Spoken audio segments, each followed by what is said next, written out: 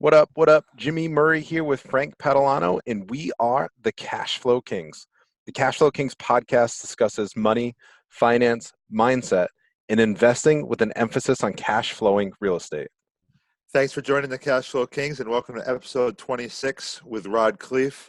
I am super excited about this episode. Rod is easily one of my mentors, and this should be an amazing job. Hi, Rod. Hey, thanks for having me, guys. Let's have some fun today. It's great to see you again, Frank. I know you've seen me speak I did a keynote in Boston, then you actually came to my Baltimore event, and we had a lot of fun there. It was a big sold out crowd, and it's just super exciting to be on your show here today.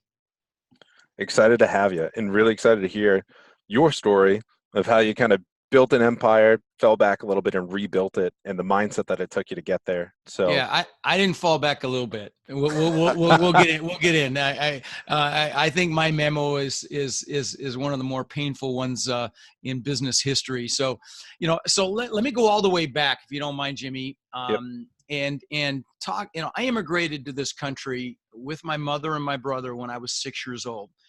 We came from Holland. I was born in the Netherlands, and I remember my mom crying when she saw the Statue of Liberty. That's my only memory of that. Like I said, I was 6 years old, and we ended up in Denver, Colorado, where I lived for the next 30 years. We didn't have much. Now, when I say we didn't have much, I wore clothes from the Goodwill and the Salvation Army, literally all the way through junior high school. And my mom, we ate expired food. I remember we had to go to the day-old bread store because it was half price, and we drank powdered milk because my mom thought milk was healthy at the time. And now I know a lot of people had it harder than we did, but I knew I wanted more. And luckily my mom babysat kids, so we'd have enough money to eat. And we always had a house full of kids, so she was babysitting. And my mom was a bit of an entrepreneur. And with her babysitting money, she bought the house across the street from us when I was about 14 for $30,000, approximately. Might have been 31, 32, but 30,000. And when I was 17, she told me it had gone up $20,000 in her sleep. And I'm like, what? I'm not going to college, Mom. I'm going to get into real estate. So I became a real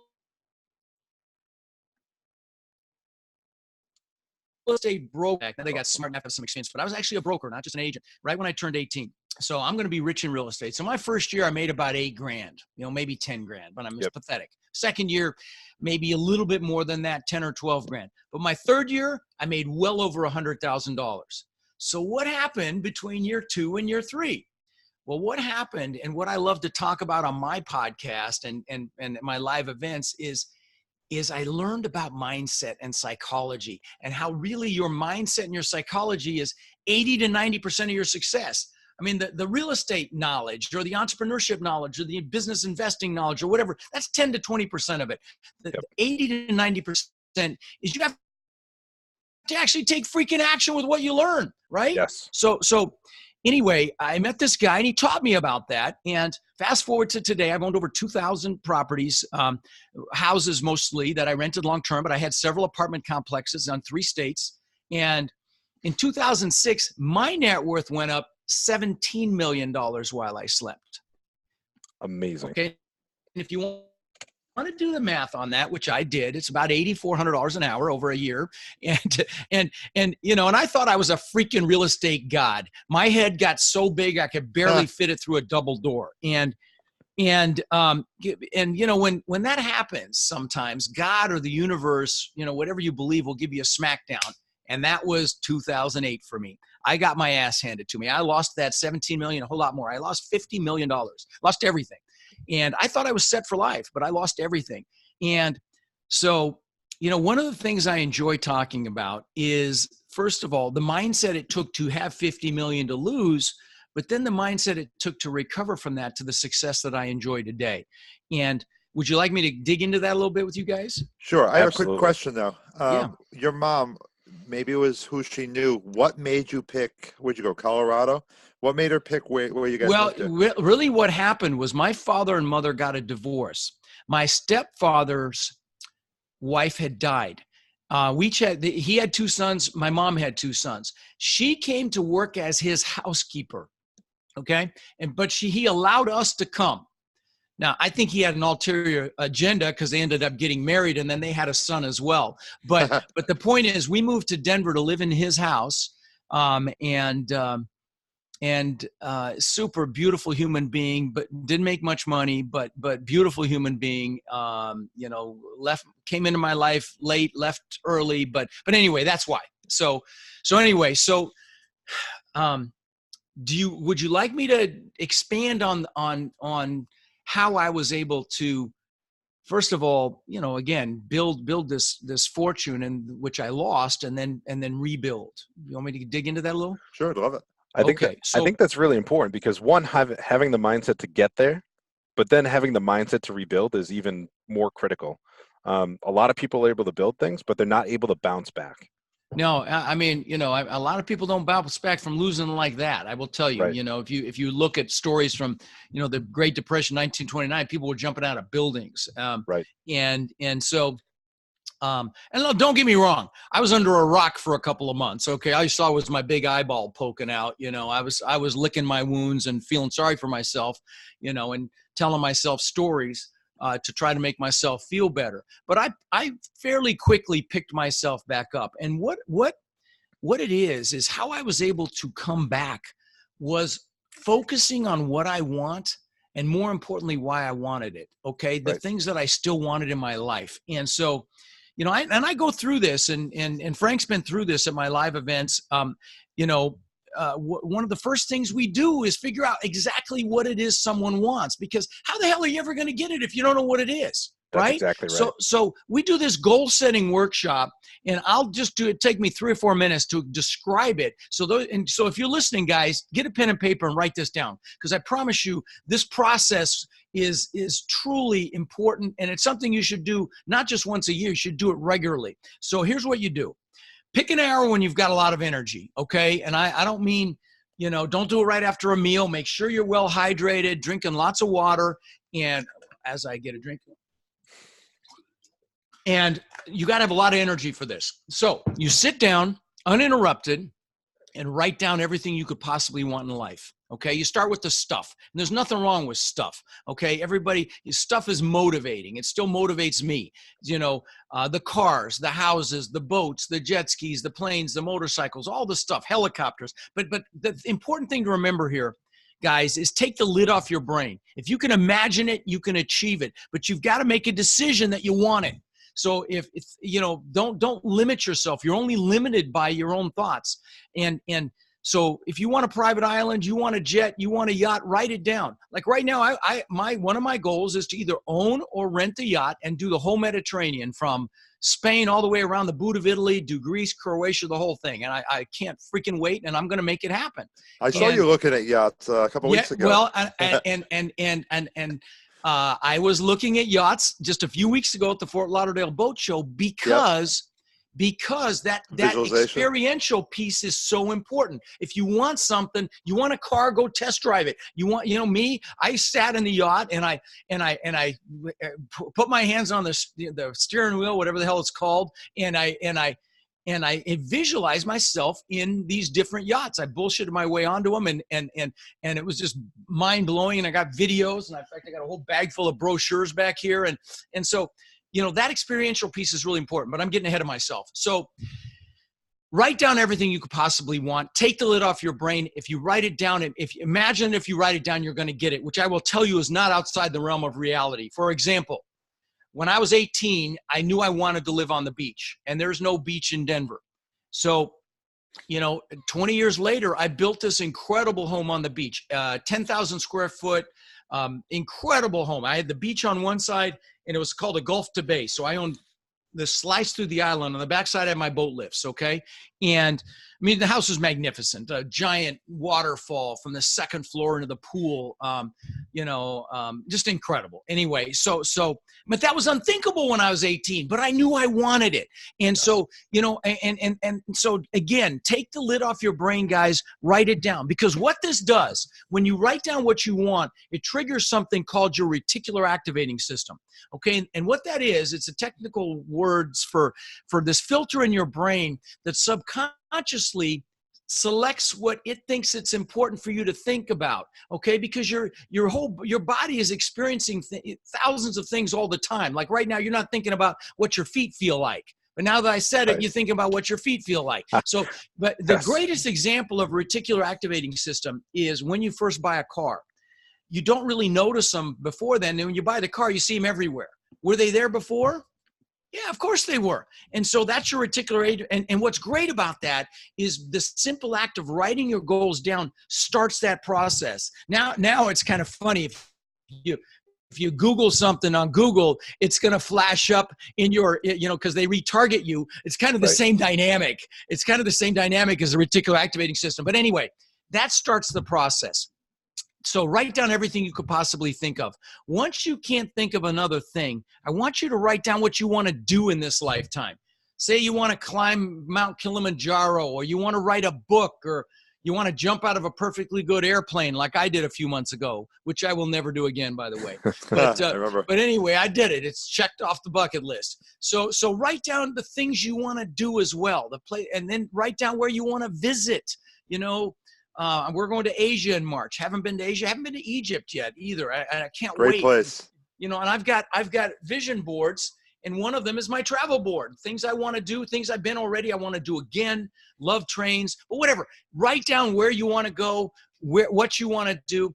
Then write down what you want to learn as well. So it's not just the stuff. Write down what you want to learn. You want to learn a foreign language. You want to learn how to play a musical instrument. I'm going to learn how to play the drums. I've got a drum set in one of the other buildings in my compound here, and I don't even know what end of the stick to use yet, but I'm going to learn how to play those damn things. My wife bought me the set, and it's been sitting there for a couple of years, but I'm not giving up. Once I get my life back, I'm going to learn. I'm going to learn how to fly a helicopter. Write down what you want to learn, okay? Then lastly, write down who you want to help, okay?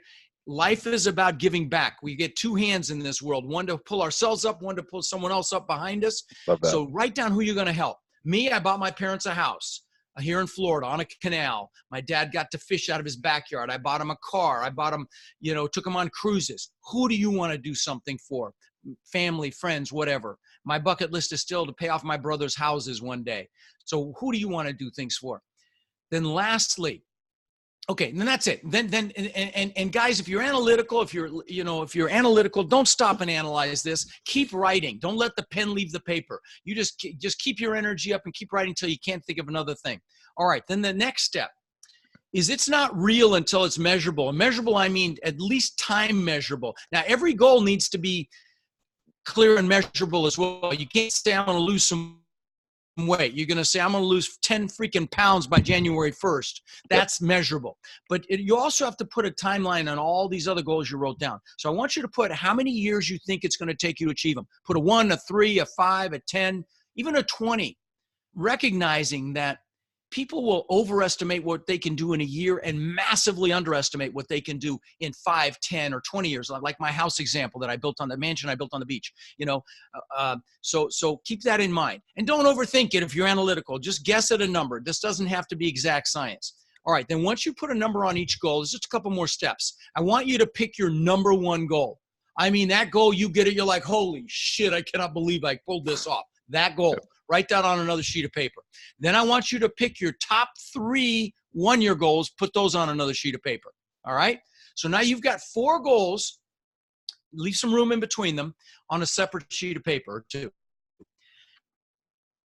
And that's great. The goals are hugely important. They drive you. They push you. They get your ass out of bed early in the morning. They get you to stay up late at night. Whatever. They're very compelling. But the real juice is knowing why those goals are an absolute must, not a should. We say, I should be a better parent. I should exercise more. I should save money. I should be out there hustling more. And we end up shoulding all over ourselves, right? Yep. So these are freaking musts, okay? So write down why it's absolute must. Now, use emotionally charged words. Words are incredibly powerful. Words like incredible, amazing, magnificent, unbelievable. Use words like that. And, so I can show my wife what success looks like. So I can show my husband what success looks like. Show my kids what it means to be successful. Give them something to model, so that we can have freedom to do whatever we want, whenever we want, wherever we want, bring whoever we want, whatever it is. Write that down. Okay. And again, use passion and emotionally charged words because they're so freaking powerful. Yep. Now, once you've got some positive reasons why each one of those goals is an absolute must, you got to put some pain in there. Pain is very powerful because as human beings, we'll do more to avoid pain than gain pleasure. So put in there, if you don't achieve the goal, so I don't feel like a freaking failure, so I don't live a life of regret, so I don't fail my spouse, so I don't fail my children. Make it hurt, okay? Because again, we want to avoid pain. And this is the fuel, guys. This is the freaking fuel to get you up out of bed early, just have you stay late, to work weekends, whatever it takes to build this life. Actually, more important than anything else, to get uncomfortable, okay? Yep. So many people are comfortable, and the comfort zone is a warm place, but not a freaking thing grows there, okay? So, True. This is the fuel. So you've got positive reasons why, negative reasons why. Now, let me tell you, like I said, so I don't live a life of regret. There was this hospice nurse in Australia named Bronnie Ware, and she counseled hospice patients at the end of their lives, and she asked them a question: what regrets do you have? She wrote a book about it called The 5 Regrets of Dying. You want to know what the number one regret was, Jimmy and Frank? It was not living the life I could have lived, living someone else's life, not doing what I was capable of. F that. We don't want any regrets, guys, okay? Right. So that's why we use the goals, we use the whys. And then lastly, you've got to visualize what it is you want. I want to give you some examples about visualization. Okay. A great example is Jim Carrey. It's a public one. Google Jim Carrey check, and you'll see he wrote himself a check for $10 million when he was flat freaking broke. He used to go up to the Hollywood sign. He'd look at it, and it said in a little remittance thing in the bottom left next to the signature, for services rendered, with a little smiley face. He didn't know how the hell he was going to make it, but he visualized it. And that's how much money he made for Dumb and Dumber. Another great example. There was this millionaire in New Orleans, and I think it was the Ninth Ward. Don't quote me on that, but it was a really depressed part of New Orleans. There was a school there, and they sent about, it was in the teens in the percentage to college, like 17, 18, 19% of the kids went to college. That's it, okay? So all they did, he did an experiment. He paid for it. He took the kids one day out of this class. He picked a class, and he bused them to a college. I think it was Loyola. And they lined up. Each student was lined up with a college student, okay, to follow them around all day. They went to classes with them. They went to the cafeteria with them. They walked around campus with them. They went to the library with them. They got to experience the college experience, okay? Yep. Then they bussed them back home.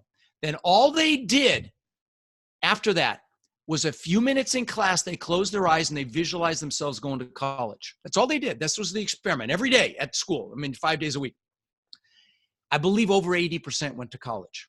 That's the freaking power of visualization. Now, that's amazing. I want to give you some personal examples. And we were talking about this, Jimmy, before we started recording. Absolutely.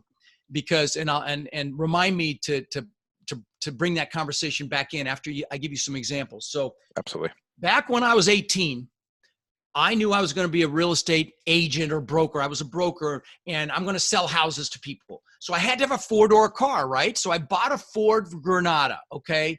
Ugliest freaking car you ever saw. Bench seat in the front, gray, just bone freaking ugly, okay? But I needed a 4-door car.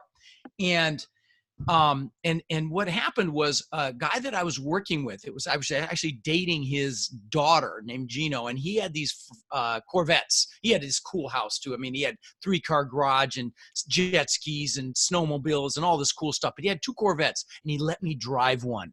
And Frank, like you mentioned, going to do the yacht thing, that experiential piece is so freaking important. And the minute I drove, like, God, I got to have one of these. So I got a picture out of a magazine of a Corvette, and I put it on the visor of that bone ugly Granada.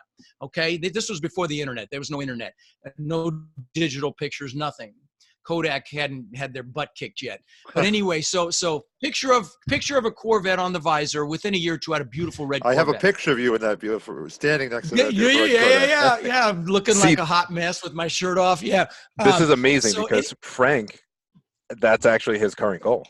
You want a Corvette? Love it, man. He wants a blue Corvette. So those new vets are like, that's like mid-engine. They're behind you now. that's a sexy freaking car. I don't care what you say. I mean, I've had, let me talk about some of the other cars I've had, but I was even telling my wife, I was thinking about getting another Corvette because they're just a well-made, but anyway, I digress. So I got the Corvette. So then this is back when the TV show Magnum PI was out, and the actor's name was Tom Selleck. He was this detective, and he drove this Ferrari 308. Oh my God, that car was so amazing to me at the time. I thought it was just incredible. And of course, he's seen with all the hot girls and stuff and all that too. But the car. So I got a picture of that actual car out of a magazine and put that picture on the visor of my Corvette. Within a year or two, I had a Maserati look just like it. Okay. Last example. Now I want to say this. Let me pre-frame this, and this is all going to sound like I'm bragging about the house and the cars. This stuff doesn't interest me anymore, but it's great for illustrative purposes. So, don't think this is me trying to show off. Inspire you guys that are listening to utilize this technology to get what it is you want, okay? Because it freaking works, okay? So I got a picture of, I talked about the Maserati I got, which looked just like the Ferrari in Magnum PI. Well, I'm the guy that always wanted a Lamborghini, okay? Back then, it was a Lamborghini Countach. I thought that was so freaking cool. I had the posters in my bedroom with the Lamborghinis and the bikini girls, and they're washing the cars. Yeah, all of that crap. I had it all over my room.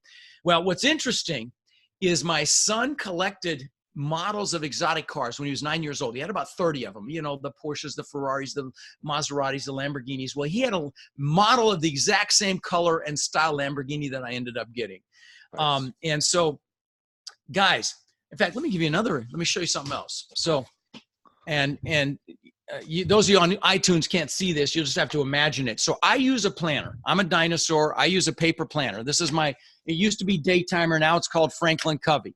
Well, in the back of this thing, I've got pictures that have been in here for 20 years, okay?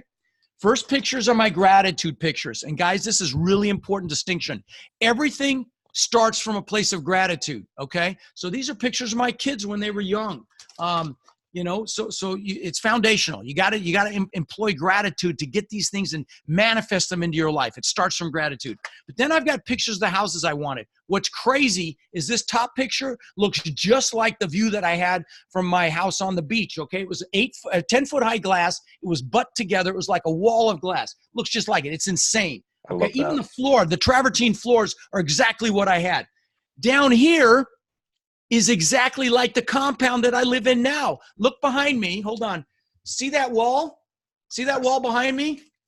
Look at the wall in this picture. It's exactly the same. It's freaking crazy. Okay. I live in a compound now. I've got 6 buildings, giant main house. I've got a beautiful 2-bedroom guest house on the water. I've got an incredible exercise facility. I've got a media center where I shoot my videos. I've got an entertainment room with a theater room. I've got, 5-car garages. And, I go out of my backyard. It's like a park back there, but I look across the water, and because God's got a sense of humor, I can see my old house that I lost, the big one I was talking about with the waterfall and all that across the bay. But anyway, so there's the houses, and then other stuff, I've got pictures in here, watches. I've got a few $100,000 worth of watches, stupid shit, the Lamborghini before I ever freaking got it, the Rolls Royce, the Bentley, all these things that I got because I had pictures. Do not underestimate the power of this, guys, especially you analytical ones that are going, oh, this is foofy for me. Big mistake. This stuff freaking works. I love that. So anyway, I guess I can jump off the soapbox here and drop the mic. That's so my, obviously that's my mindset is so super mindset important. Is everything, man. I thought I was set for life. 80 million baby boomers getting old and getting cold. Florida, my God, how could it ever possibly decline? Well, it was freaking ground zero, right? Yep. Yeah. I was actually talking about that with a client last week, talking about how when the market corrected, it was incredible how Florida and Las Vegas and a couple of the areas really hit rock bottom. Dude, I was at a 30% loan to value. Okay. I only owed 30 cents on every dollar. Incredible loan to value. I went upside down. Incredible. That's how far it crashed. It crashed more than 70% on my portfolio.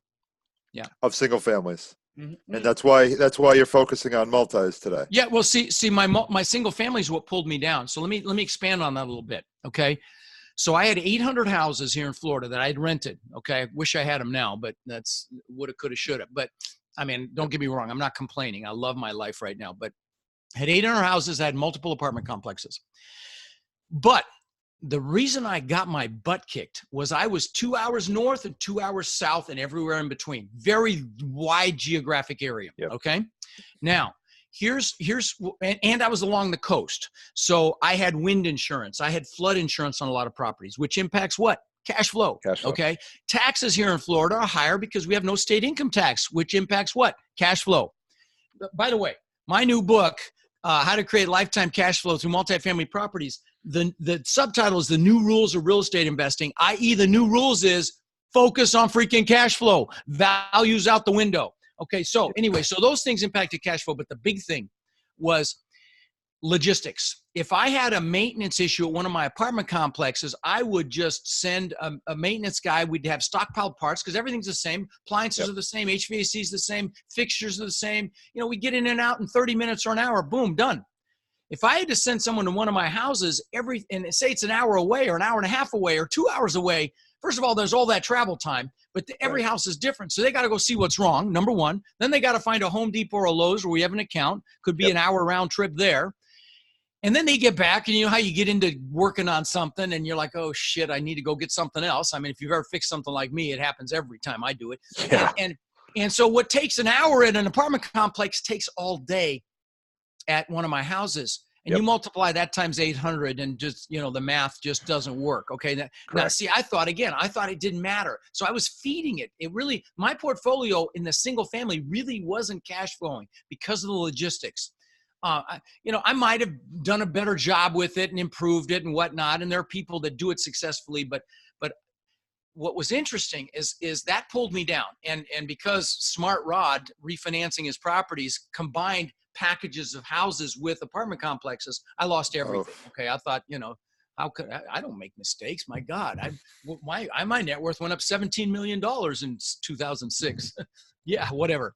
Anyway, so the point is, that's why I crashed and burned. Then the last piece is a lot of my tenants, I had C-class properties, working Joe's properties, contractors that, plumbing, electrical, painting, drywallers. And these guys, were really good guys that worked their butts off. But I don't know if you were around or in the business in 2008, that stuff fell off a cliff. There was no new construction. There was no remodel. Those guys had no work. And so, they couldn't pay, and it was the perfect storm. But anyway, I have no regret because I wouldn't have met my wife if it hadn't happened. I have the love story of the century. So it's a beautiful thing. But let me say, I just thought of something I want to share about goals real quick before I forget. Okay.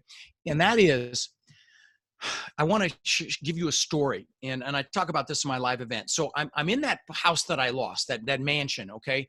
And 2 months after I moved in with my family, I'm out in the pool by myself. My family's inside sleeping. And I'm looking up at this giant, magnificent home, this testament to my ego. Now, I had built this house, really, and this is the truth of it, to prove to the world I was good enough, to prove to the world that I mattered, okay? And that's the truth. A little embarrassing to admit, but that's it. Because I really, I had something to prove. I had to prove that I mattered.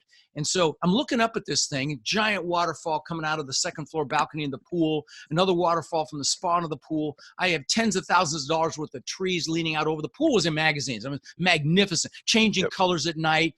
It was a free form, just incredible pool. I'm warm. I'm looking up at this thing.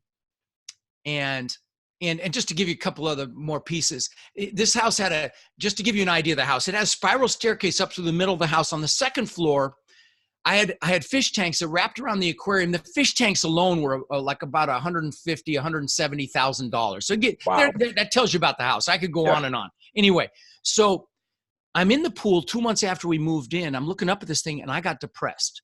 And I mean, I don't just got a little bummed. I mean, I was really bummed. And I'm like, what the flip is going on here? I've just achieved success times 1,000 by societal standards. How could I possibly be depressed? And when I look back on it, there were two things going on. And that's why I wanted to mention this, because we talked about goals. One of them was I had achieved this giant goal I'd worked 20 years for, and I didn't have any vision for my future. I was like, what the hell am I going to do now? Right. And, like the good book says, without a vision, the people perish. You need a vision for the future. And I didn't have one. So that was number one. But the second, even bigger thing that was going on was I'd been totally focused on Rod. Rod. Show the world I matter. Prove the world I'm good enough. And luckily that year I went and saw Tony Robbins, and I found out he fed families for the holidays. I went to one of his events, and I spent the next 20 years following him around the planet. And if you guys, let me give a shout out. If you ever have an opportunity to see him, just do it. Trust me, you'll be glad you did. Okay. Yep. So, but I'm like, wow, that's cool. Actually do something for someone else, not just for yourself. What a concept, huh? So I went back, and I haven't even, I had not contributed or given back really at all to speak of prior to that point, because I'd been focused on proving the world that I mattered. And so I went home and fed 5 families.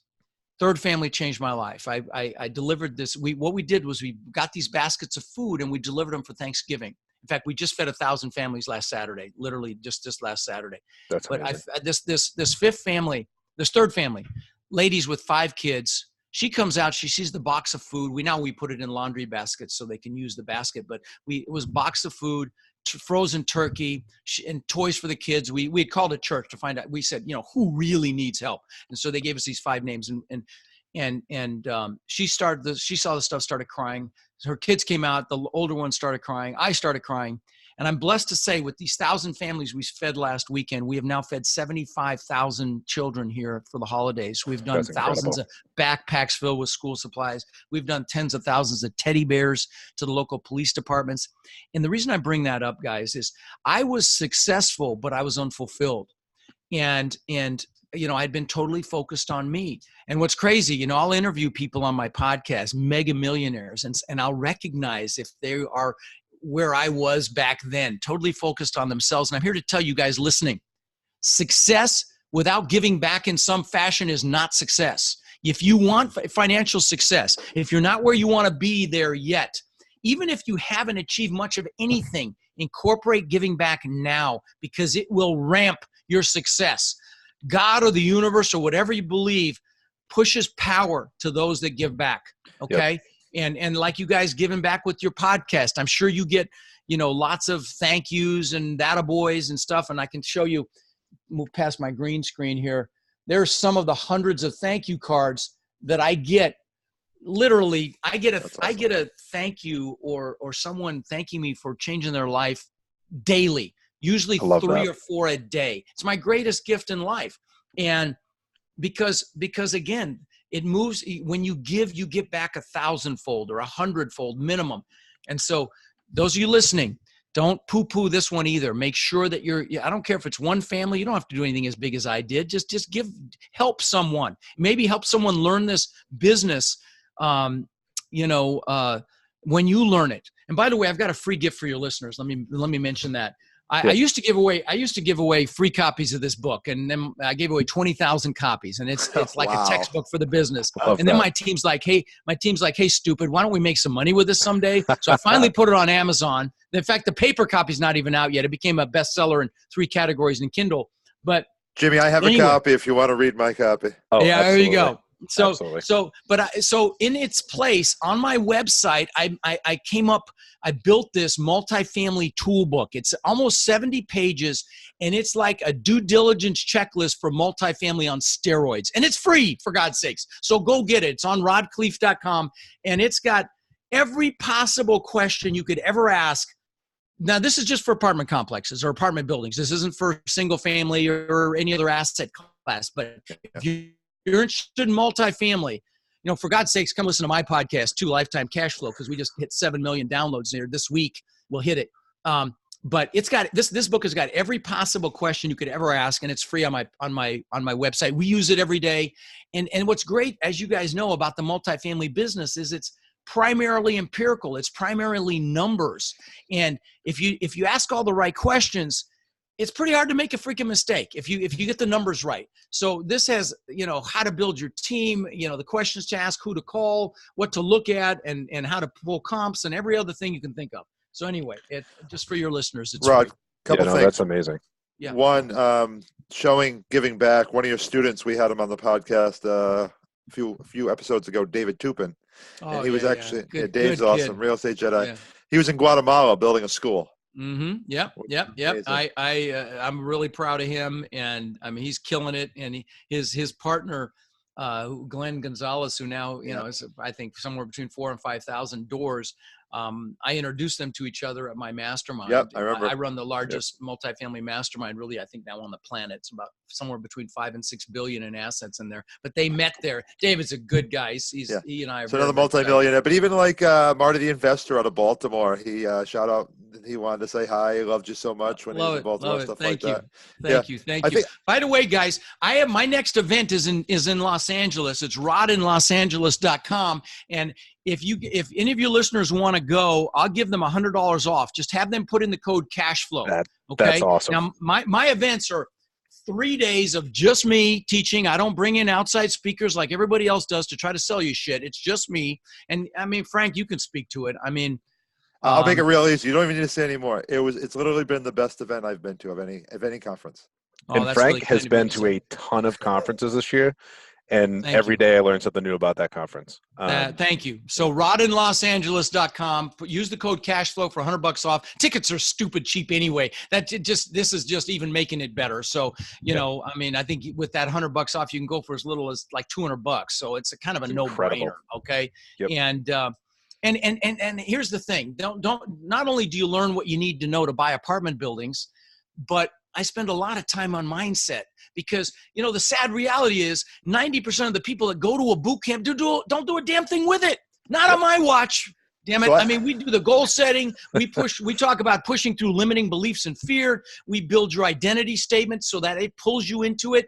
We talk about what's your ideal day. You visualize your ideal day from the minute you get up to the time you go to bed. So again, it pulls you into it because you've got to have the fuel to actually do this. The technical stuff, the real estate, that's easy.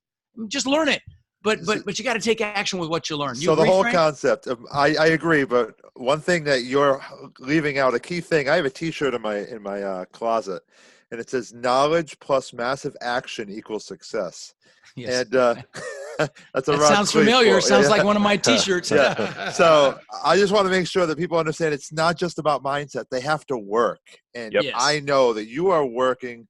You're one of the hardest workers I know. So. Oh, thank you. You have to take massive action. Listen, I've got a sign on my wall that says, focus, grind now, play later. And comfort kills, and so I don't just talk about this stuff. I'm looking at this stuff every day, trying to motivate myself, stay focused, add as much value as I can and live large, go big or go home. Right, guys? I love it. I love it. I love it. So, Rod, I am sincerely appreciative of all the knowledge that you dropped today, particularly the fact that you're able to give our listeners $100 off to your event out in LA. That's absolutely incredible.